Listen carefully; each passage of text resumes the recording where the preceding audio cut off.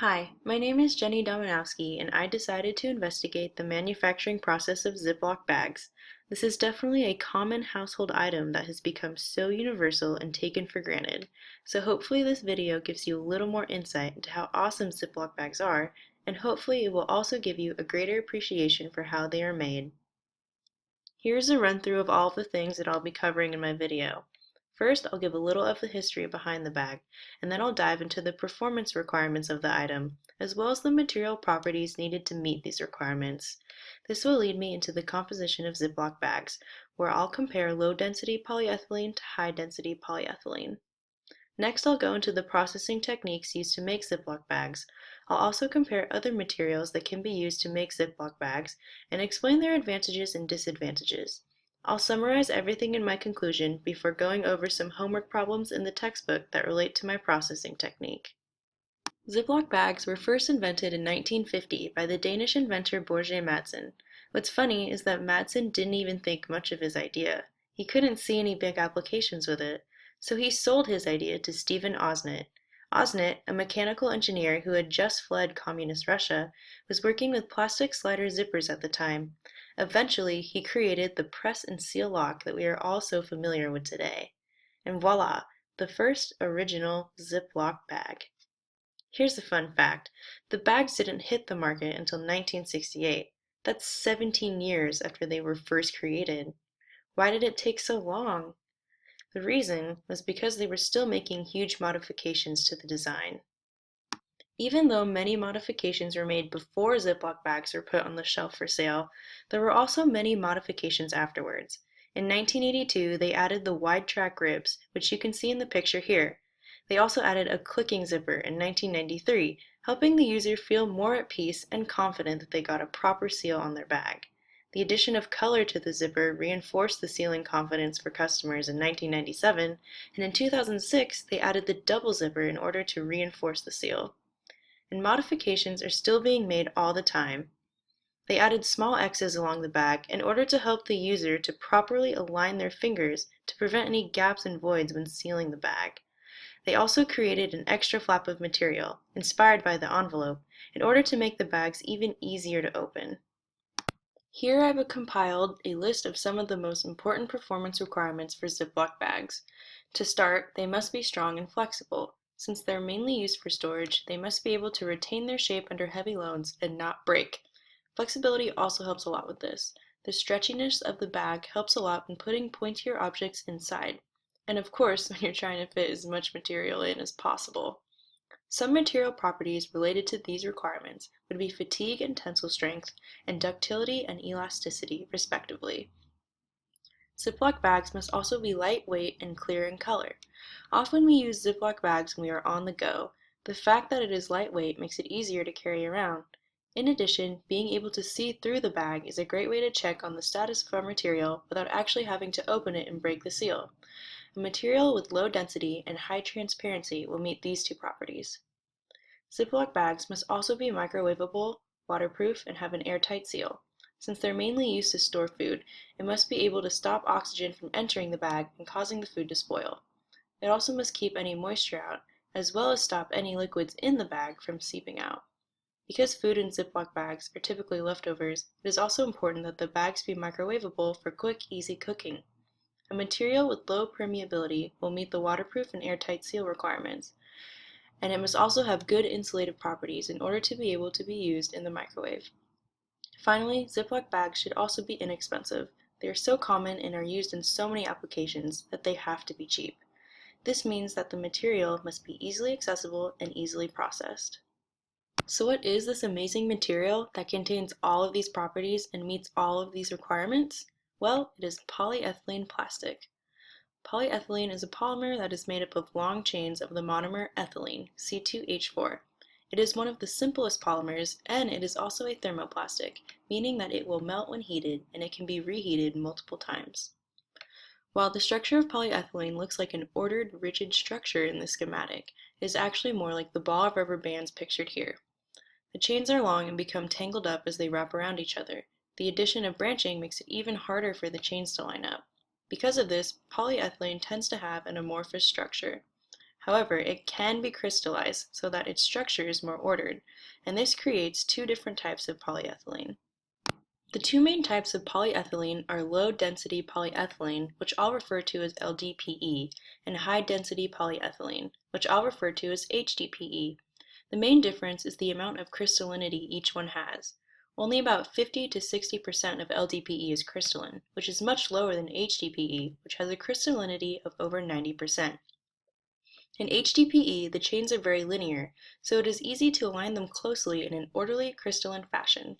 This regular packing of the chains causes the material to be more dense, and it also raises the melting temperature of the material. When looking at LDPE, the chains are very much like the rubber band ball I showed earlier. They get tangled up, and because there is a lot of branching, as you can see in the structure below, the chains are unable to align themselves in an orderly fashion. This branching keeps individual chains farther apart.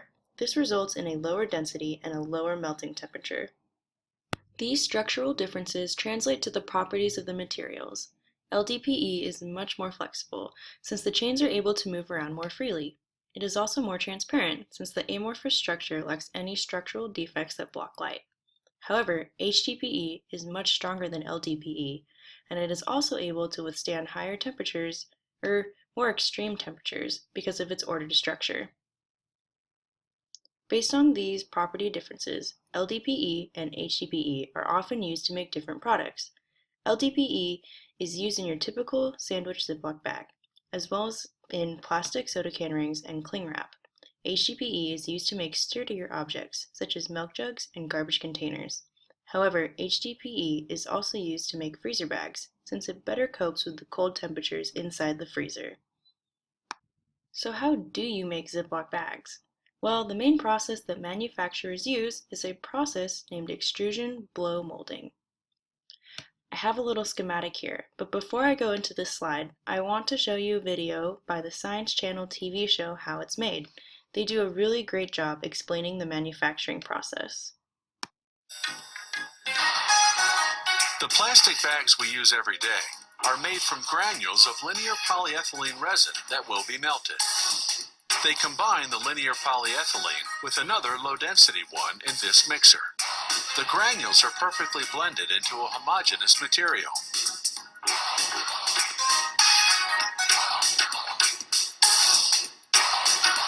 Granules melt in the extruder, which heats them to a temperature varying between 356 and 465 degrees.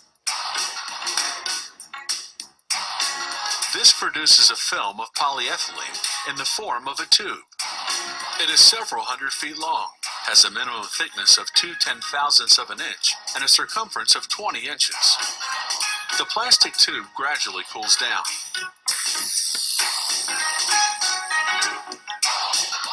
Rollers then flatten out the plastic tube.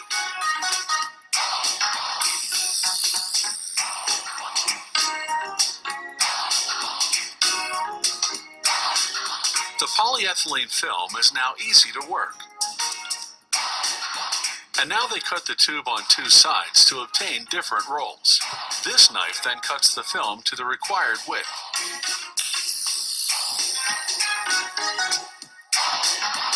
The excess strip is salvaged in this tube.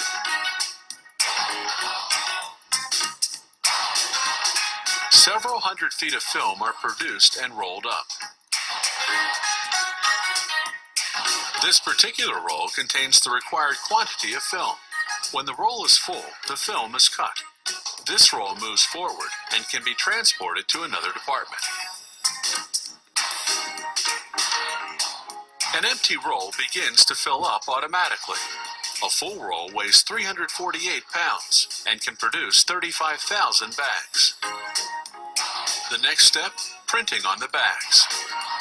This alcohol-based ink circulates continuously to retain its viscosity.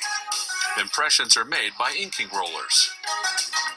Here, another color is being applied on the bags. Once printing is over, the plastic film is rolled up again. The roll is now full, and the cutting of bags can get started. This machine makes 150 bags per minute. A sealer bonds the edges of the bag together with heat. The wheel picks up the bag and puts them on two spindles that can hold 250 each. Here they're making bags with a hermetic zipper. The zipper is made from a plastic pad that inserts into a slot. The zipper is made in advance and is unrolled progressively. The zipper strip is cut and heat bonded to the bag at 356 degrees. And here's the zippered bag all finished. As you saw in the video, after going through an extruder, molten polyethylene is air inflated into a giant tube. This method makes it easy to get uniform thickness and properties throughout the sample, since the film is being stressed in all directions. This causes an isotropic microstructure, meaning that the properties are the same in all directions of the material. This enhances the performance of the material, making it stronger and allowing even thinner films to be used for packaging due to the increase in strength. Another advantage of this method is that the stock width and gauge of the tube can be easily controlled. However, it is unfortunately not as easy to control the thickness of it. So besides Ziploc bags, garbage bags, grocery bags, and food wrap film are some other products that can be made using this method. Slit die extrusion is another process that is used to produce plastic bags. As you can see in the schematic here, the molten polymer will spread laterally before flowing through the slit. While the method is simple and can be run at high production speeds with the proper cooling mechanisms, it is difficult to maintain uniform thickness throughout the film due to the drastic shape change the polymer melt undergoes. Variations in pressure and temperature in the die also contribute to this. Typically, these factors cause the edges of the film to be thicker than the rest of the material, so these edges must be cut off and scrapped. So even though it is easier to control the film thickness with this method, film blown extrusion is preferred due to the uniformity of the material produced. Other plastics can be used to make plastic bags as well. Three common types are polypropylene, which I'll refer to as PP, polystyrene, which I'll refer to as PS, and polyvinyl chloride, which I'll refer to as PVC. PP is the lightest plastic, giving it an extremely high strength to weight ratio. Because of this, it is often compared to HDPE, but it has a much lower melting temperature, what makes it unusable for sterilization applications. Its properties make it a better choice for sturdier applications that undergo heavy fatigue. PS is transparent and easily colored, which is great for Ziploc bags. However, because it degrades at high temperatures and dissolves in various solvents, it's not a good choice. It cannot meet the performance requirements of microwave cooking and chemical inertness that polyethylene has. PVC, like polyethylene, is a versatile material that can be processed to be either very rigid or very flexible. While it can be used for food packaging, it is much easier to use polyethylene since PVC is unstable to heat and light. Not to mention, it is also carcinogenic in nature, so processing it isn't as simple as some of the other plastics. So that pretty much sums up all of my research. I just want to summarize the main points I made in this conclusion slide here. Firstly, Ziploc bags are made of polyethylene. Depending on if it's a sandwich or storage bag or a freezer bag will determine whether it's high-density polyethylene or low-density polyethylene. Low-density polyethylene has more of an amorphous structure, which allows it to be more flexible and transparent, whereas high-density polyethylene has a more crystalline structure, and this allows it to be much stronger and withstand more extreme temperatures. To sum up the main idea, the density and packing of the polymer chains is what affects the microstructures for low-density polyethylene and high-density polyethylene, which in turn results in different properties and different performance features. Ziploc bags are made using extrusion blow molding. While other production methods can be used, such as slit die extrusion blow molding is the most convenient, efficient method that produces the most homogeneous, uniform material. For more information on this processing method, please see Chapter 13, pages 312 to 313 in the textbook. Before I end my video, I wanted to go over 3 homework problems I found in the book that are related to the processing methods I just talked about for Ziploc bags. All of these problems are in the review questions section at the end of Chapter 13, which is on page 344. Problem 13.6 states, define die swell in extrusion. Die swell is the expansion of a polymer as it exits the cross-sectional die during extrusion. This happens because as the polymer goes through the die, it experiences compressive stresses. Because these stresses do not relax immediately, the polymer cross-section will expand upon exiting. Die swell depends on the amount of time it spends in the die channel. The longer it spends in the channel, the more the die swell will decrease, due to stresses being able to relax. The swell ratio can be calculated using the following equation, where d sub x is equal to the diameter of the extruded cross-section, and d sub d is equal to the diameter of the die orifice. Question 13.8 states, the barrel and screw of an extruder are generally divided into 3 sections. Identify the sections. Looking at the diagram below, we see that the 3 sections are the feed section, the compression section, and the metering section. The feed section is when the material first enters the extruder. The compression section is where the polymer is heated to its molten state and is compressed, and the metering stage is where the polymer is homogenized and sufficient pressure is developed in order to pump it through the die opening. Question 13.10 states, what are the various forms of extruded shapes and corresponding dies? To begin, solid profiles, such as rounds and squares, can be extruded using a round stock die. Secondly, hollow profiles, such as tubes and pipes, can be extruded using a mandrel die. Third, sheet and film can be extruded using a slit die. Finally, the last die shown below shows the coating of wire and cable through extrusion.